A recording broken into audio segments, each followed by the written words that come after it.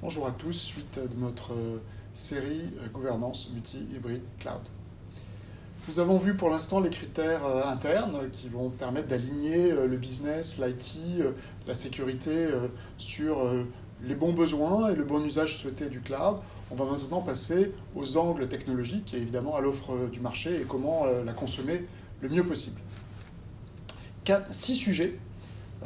Les solutions et le niveau d'usage qu'on va vouloir faire du cloud, les localisations et la topologie, la sécurité, les plateformes et technologies, les solutions et évidemment la transformation.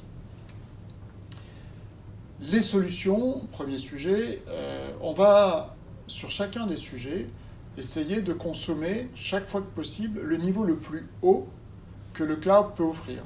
Donc bien évidemment commencer par le SaaS. Le SaaS, la majorité aujourd'hui des grandes solutions sont disponibles en mode SaaS.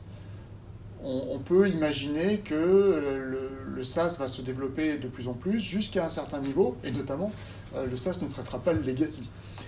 Et la vraie contrainte et le vrai sujet autour du SaaS, c'est de bien aligner les choix qui vont être faits par le métier sur le SaaS avec les contraintes et les besoins et on va dire le futur technologique. Il n'est évidemment pas question de choisir tout un tas de SaaS différents, pas compatibles entre eux, et si on n'est pas capable de remonter, je ne sais pas moi, la paye dans la finance et la logistique dans le RP, on a un gros problème, ou même si c'est trop compliqué, trop cher, etc. Donc, il faut quand même qu'il y ait un vrai alignement lorsqu'il y a des choix de SaaS. Et la gouvernance doit aussi mettre ça en place.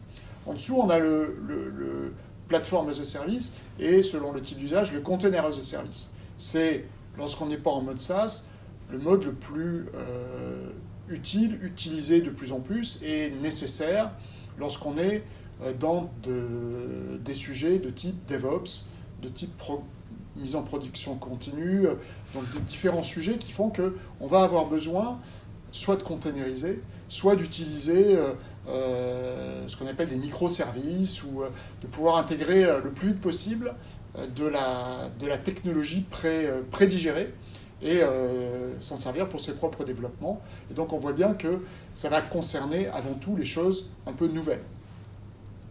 Et si possible, des choses nouvelles qui vont devoir évoluer dans la durée. Et puis après, il y a l'usage qui représente encore à nouveau le plus gros du besoin, qui est le legacy. Et là, sur le legacy, on voit deux tendances.